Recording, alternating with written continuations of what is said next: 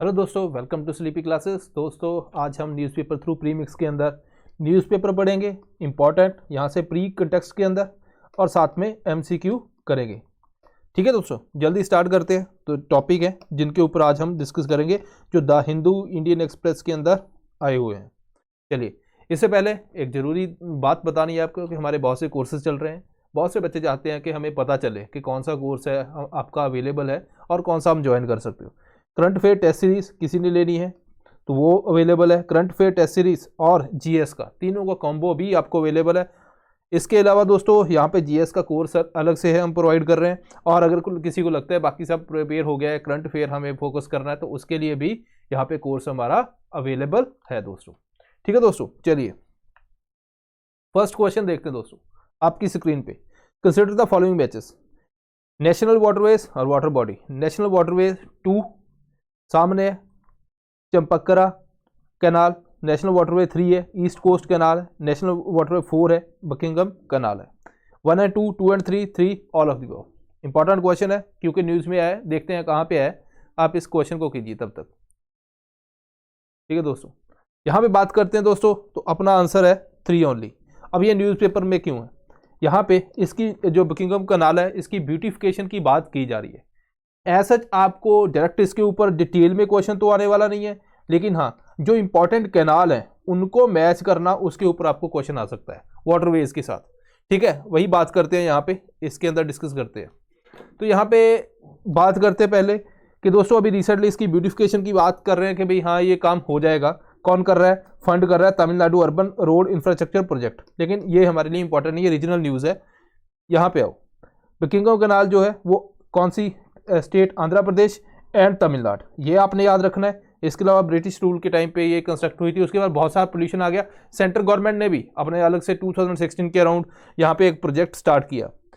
The Hindu अगर हम देखें 2016 की, तो उसने ये पूरा यहाँ से इसका जो रूट बनाया है कि जो सेंट्रल गवर्नमेंट इसके ऊपर काम कर रही है, तो उन्होंने लेंथ इसकी इतनी दी है। वैसे अलग अलग लेंथ है, डिपेंड करता है आप कौन से एरिया से इसको लेते हो।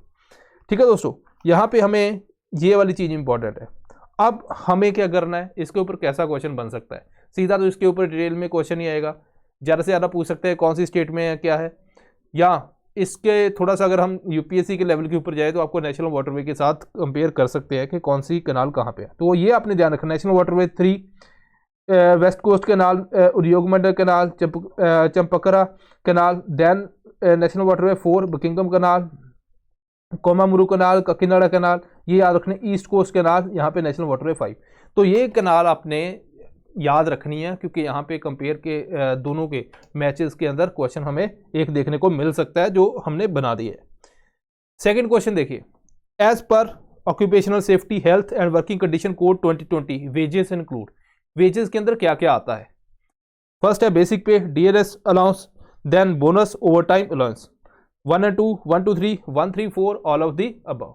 चलिए दोस्तों, इसको सॉल्व करने की कोशिश कीजिए। ये इंपॉर्टेंट क्वेश्चन है। ये भी ऐसे क्वेश्चन यूपीएससी के अंदर हमें देखने को मिलते हैं, तो यहाँ पे वैसा ही उसी बेस के ऊपर क्वेश्चन बना हुआ। तो यहाँ पे 1 and 2 is the right answer. 3/4 injured auto workers lost 2 finger on average says report.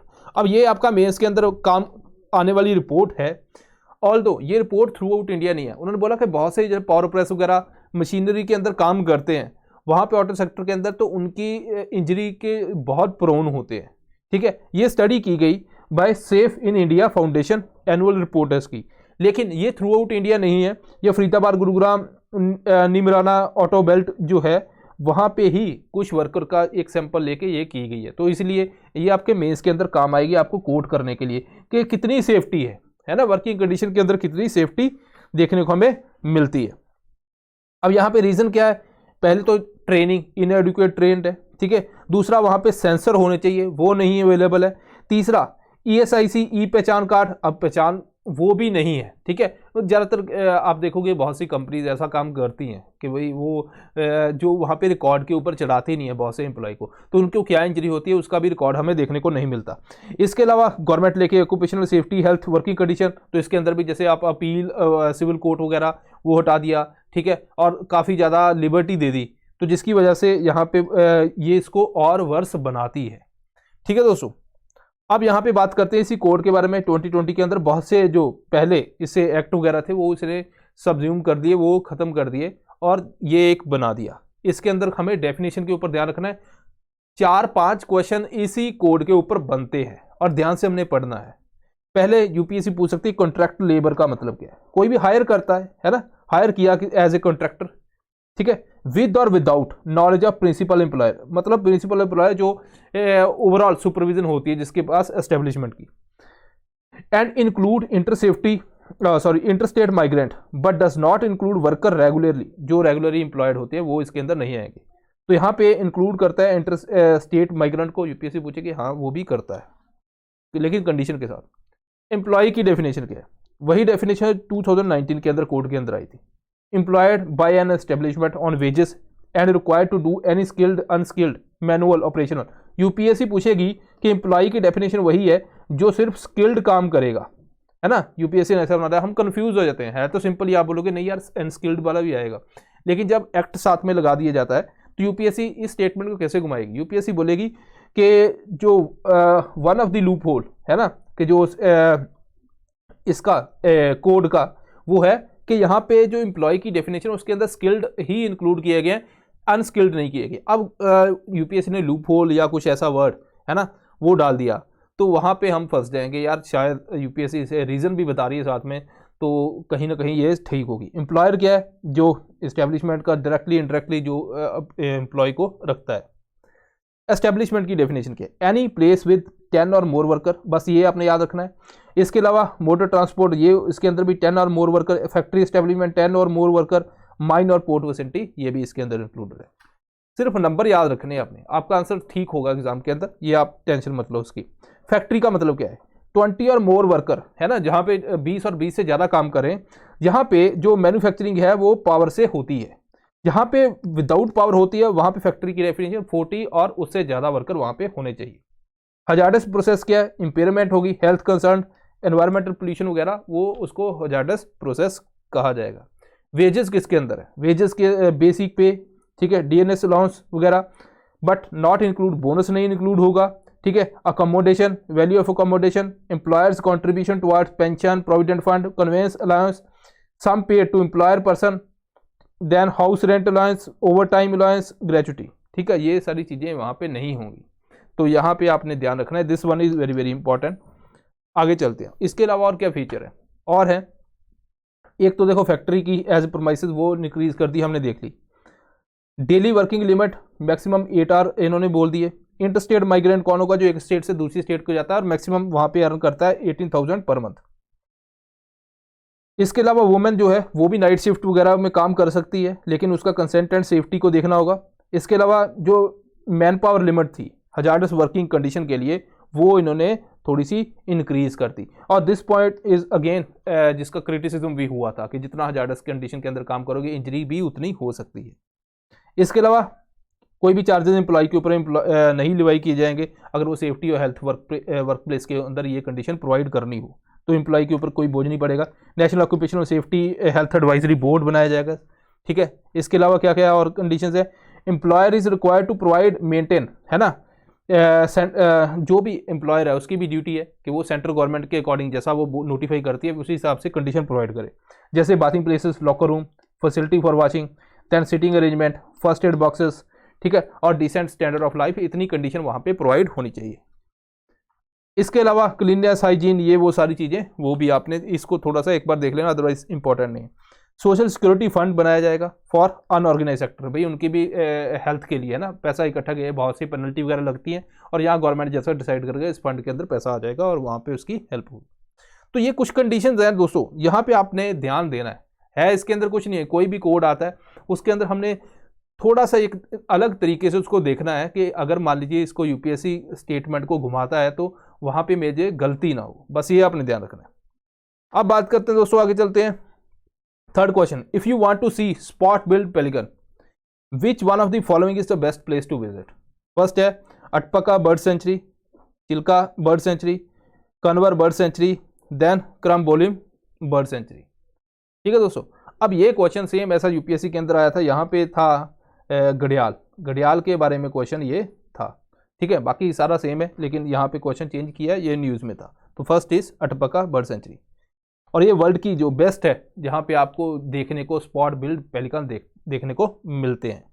ठीक है दोस्तों, और ये इन्फॉर्मेशन हमें कौन प्रोवाइड करता है? द हिंदू 2017 के अंदर इन्होंने ये इन्फॉर्मेशन प्रोवाइड की थी। अब यहाँ पे क्या हुआ है, spot billed pelican and stork दो बर्ड स्पीसीज हैं, एक ही एरिया के अंदर हैबिटेट है और वहीं पे वो उनका खाना वगैरह वहीं से लेते हैं अपना, लेकिन यहाँ पे स्पॉट बिल्ड पेलिकन जो है इनकी डेथ यहाँ पे देखी गई, मॉर्टेलिटी देखी गई। तो अब बहुत सी स्टडी चल रही है कि इसका रीज़न क्या है, पॉसिबल रीज़न क्या है। पॉसिबल नेमेटोड पैरासाइट इन्फेक्शन ये बोला जा रहा है, क्योंकि देखो ये फिश वगैरह है ना, स्नेल वगैरह को खाते हैं तो उनके थ्रू इनकी बॉडी के अंदर इन्फेक्शन चलेगी, ऐसा बोला जा रहा है। ठीक है, लेकिन जो पेंटेड स्टॉर्क है वो भी वही उसी हैबिटेट के अंदर, लेकिन उसके ऊपर कोई इम्पैक्ट देखने को नहीं मिला। आगे चल के स्टडी बताएगी या फाइंड आउट करेंगे ये कि एक्चुअल के अंदर रीज़न, कॉजेस और उसके अंदर क्या रीज़न है कि दोनों स्पीसीज के अंदर अलग अलग चेंजेस आ रही हैं। और ये इन्फेक्शन उन्होंने बोला कि स्प्रेड भी नहीं होती एक स्पीसीज से दूसरी स्पीसीज तक। ठीक है दोस्तों, इसके अलावा स्पॉट बिल्ड पेलिकन की बात करें तो IUCN के नियर थ्रेटेंड है, शेड्यूल 1 है, ग्रे पेलिकन को ही स्पॉट बिल्ड पेलिकन बोला जाता है। ठीक है दोस्तों, तो ये आपने ध्यान रखना है। फोर्थ क्वेश्चन देखिए, consider the following statement in context to Padma award. The award seeks to recognise work of distinction and is given for distinguished and exceptional achievement or services. Again, government servants including those working with PSU except doctor and scientist are not eligible for the award. Third है, all nominations received for Padma awards are placed before Padma award committee headed by Prime Minister of India. One only, 1 and 2, 2 and 3, all of the above. ये बहुत ज़्यादा news में है ना। तो आपने देखा होगा पॉलिटिकल भी काफ़ी इसके अंदर एंगल इन्वॉल्व है, लेकिन पॉलिटिकल एंगल के ऊपर नहीं जाएंगे, हमें अपना काम करना है। तो यहाँ पे दोस्तों जो अपना आंसर बनता है 1 and 2। Third statement is incorrect, this statement is also correct, official document के अंदर गवर्नमेंट ने ये दी हुई है। यहाँ पे ये न्यूज़ में था, द हिंदू डिबेट है, पद्मा अवार्ड गुलाम नबी आज़ाद को, पद्मा भूषण के बारे में जब गवर्नमेंट ने अनाउंस किया तो कांग्रेस भी अभी डिवाइड है इसके ऊपर, लेकिन मैं उसके अंदर जाऊँगा नहीं। इसके अलावा बुद्धादेव भट्टाचार्य जी, इन्होंने भी, ठीक है, जो वेस्ट बंगाल जो फॉर्मर CM एंड CPIM के लीडर हैं, इन्होंने भी मना कर दिया, अपना रिफ्यूज़ कर दिया। अब 2022 के अंदर द हिंदू न्यूज़पेपर क्या लिखता है, एडिटोरियल के अंदर भी लिखता है ये कि 2022 के अंदर 128 पद्मा अवार्ड दिए गए। ये आप ध्यान रखना, इसका आगे पता चलेगा आपको क्यों। इसके अंदर जो 10 पर्सन है कैटेगरी में, foreigner, NRI, PIO, OCI, this statement is very very important, and posthumous award 13 ऐसे हैं। तो यहाँ पे आपको UPSC पूछेगी फॉरनर को नहीं दिया जाता, सिटीजन ऑफ इंडिया को ही दिया जाता है, वो स्टेटमेंट गलत है ना, फॉरनर को भी दिया जाता है। यहीं से एक स्टेटमेंट निकल आई। पद्मा अवार्ड की बात करें, one of the highest civilian award है, और यहाँ पे 1954 के अंदर भारत रत्न और इसको स्टार्ट किया गया, उसके बाद इसको डिवाइड कर दिया गया, पद्मा विभूषण एंड पद्मश्री। ठीक है दोस्तों, अब यहाँ पे पद्मा विभूषण है exceptional distinguish service of higher order distinguish service, according to official document के अंदर एग्जैक्ट सेम लैंग्वेज लिखी है, वहीं से सीधा मैंने कॉपी की है। बहुत सी फील्ड के अंदर दिया जाता है, आपको सिर्फ फील्ड के वैसे ही नाम याद रखने। आर्ट के अंदर दिया जा सकता है, सोशल वर्क के अंदर public affair, science engineering, trade industry, medicine, literature, civil service, sports, others. ठीक है, नॉर्मली जो पोस्ट हार्मोनसली उनको नहीं दिया, मतलब डेथ के बाद नहीं दिया जाता, लेकिन एक्सेप्शन के अंदर दिया जाता है, और इस साल भी मिला है 13। ये काम हमारा खत्म। UPSC इसको पूछेगी, इसके बाद नहीं दिया जाता, दिया जा सकता है, ऐसी कोई बात नहीं है। इसके अलावा यहाँ पे गजट के अंदर नाम पब्लिश वगैरह होते हैं। अवार्डी जो हैं 120 से ज़्यादा नहीं होने चाहिए, एक्सेप्ट एक्सक्लूडिंग पोस्टहमस, NRI, फॉरनर। तो यहाँ पे अगर हम देखें स्टार्टिंग के अंदर यहाँ पे 128 है, उसके अंदर 13 ये, ठीक है दोस्तों, और 10 ये, 23 ये निकाल दो तो 120 के अंडर ही हैं, बाकी तो उसके ऊपर नहीं है। कौन डिसाइड करता है? कोई भी नॉमिनेशंस हैं जो भी, ठीक है, वो पद्मा अवार्ड कमेटी के पास भेजी जाती हैं, जिसको कॉन्स्टिट्यूट करता है प्राइम मिनिस्टर, और इस पद्मा अवार्ड कमेटी को हेड करता है कैबिनेट सेक्रेटरी। ठीक है दोस्तों, उसके बाद ये सारी जो भी रिकमेंडेशन होती है प्राइम मिनिस्टर जो प्रेसिडेंट के पास भेजी जाती हैं फाइनल अप्रूवल के लिए। फिफ्थ क्वेश्चन देखिए दोस्तों, consider the following statement in context to ISRO launch vehicles. Question को मैंने थोड़ा सा कंबाइन किया है, एग्जाम जो आपका आर्टिकल है वो ज़्यादातर बात करता है स्मॉल सैटेलाइट लॉन्च व्हीकल के बारे में। फर्स्ट स्टेटमेंट है the small satellite launch vehicle is intended to cater to a market for the launch of small satellite into lower earth orbit. Second है like polar satellite launch vehicle and GSLV, SSLV can be assembled both vertically and horizontally. Third है like PSLV and GSLV, it has 3-stage solid propulsion system. 1 only, 2 and 3 only, 1 and 3 all of the above. ये question के अंदर देखें तो ये तो भाई current से रिलेटेड है जो स्टेटमेंट है, ये भी क्योंकि करंट से SSLV आया है तो करंट से रिलेटेड मानते हैं। पीछे GSLV ये आपका बेसिक है, तो दोनों का कॉम्बिनेशन ये क्वेश्चन है। तो यहाँ पे अपना आंसर आता है दोस्तों 1 ओनली। वर्टिकल और हॉरिजॉन्टल SSLV ही इसकी ही जो एक स्पेशलिटी है, इसको आप वर्टिकली हॉरिजॉन्टली दोनों तरफ से आप असेंबल कर सकते हैं। PSLV GSLV PSLV 4 स्टेज है, GSLV 3 है, ठीक है। तो यहाँ पे ये स्टेटमेंट वैसे ही यहाँ पे अपनी गलत हो जाती है अगर आपको बेसिक पता है, ठीक है दोस्तों। सो ये स्टेटमेंट भी गलत है, 1 इज ओनली। तो यहाँ पे इंडियन एक्सप्रेस के अंदर ये आर्टिकल आया। अब यहाँ पे बात करते हैं SSLV बनाया क्यों गया। देखो दोस्तों, जैसे मान लीजिए आपको एक छोटा सैटेलाइट है, ठीक है, मान लीजिए 500 kg तक है। अब देखें हम लो अर्थ ऑर्बिट के अंदर PSLV 2000 kg तक ले जाता है, ठीक है। अब वो लॉन्च व्हीकल बड़ा है, इट मीन्स उसके अंदर फ्यूल सोर्सेज, पैसा, उसको असेंबल करने में टाइम, ये सब ज़्यादा लगेगा, है ना। और वहाँ पे आपको सैटेलाइट तो छोटा सा लेके जाना है, तो इसके लिए स्पेशल जो launch vehicle small satellite launch vehicle बनाया गया कि जो लो अर्थ ऑर्बिट के अंदर, अगर आप देखोगे इंटरनेट सर्विस प्रोवाइड कर रही हैं प्राइवेट कंपनीज, है ना, बहुत सी जो लो अर्थ ऑर्बिट के अंदर सैटेलाइट लॉन्च कर रही हैं, उनके लिए ये बना दिया गया स्मॉल लॉन्च व्हीकल। अब 2019 के अंदर हमने लॉन्च करना था, लेकिन कोविड हुआ तो अभी इसको करेंगे, ठीक है दोस्तों। अब ये एक तो बात है लो अर्थ ऑर्बिट के अंदर जाएगा, दूसरा 500 kg तक ये सैटेलाइट को ले जाएगा, ठीक है जी। इसके अलावा जब असेंबल करते हैं, जैसे PSLV बड़ा लॉन्च व्हीकल है, उसको टाइम लगेगा असेंबल करने में, इसको बड़ी जल्दी से आप असेंबल कर लो। मान लीजिए आप कंपनी ने, किसी ने बोला कि ये सैटेलाइट लॉन्च करना, आपने जल्दी से सारा असेंबल किया और वर्टिकल हॉरिजॉन्टली दोनों तरफ से आप असेंबल कर सकते हो, तो आपको एक ज़्यादा फ्लेक्सिबिलिटी मिलती है ना। तो यहाँ पे जैसे आपने असेंबल किया, उसको आपने वहाँ पे लॉन्च कर दिया, तो बहुत ही शॉर्ट टाइम के अंदर पैसा भी कम लगता है और हमारा जो बिजनेस है वो बढ़ेगा, ठीक है दोस्तों। इसके अलावा 3 स्टेज सॉलिड प्रोपल्शन सिस्टम है, और ये मैंने आपको ऑलरेडी बता दिया। पहले क्या होता था, PSLV GSLV इतने बड़े लॉन्च व्हीकल और छोटा सा सैटेलाइट, उसके साथ में एक सैटेलाइट जा रहा है, बाकी छोटे छोटे उसके साथ में भेज देते थे हम, है ना। तो यहाँ पे एक अलग से बना दिया, तो अपना काम ये और ज़रा कमर्शियलाइजेशन होगी और बेनिफिट इंडिया को डेफिनेटली होगा दोस्तों। सो दिस इज ऑल, सो मिलते हैं next time. Thank you very much.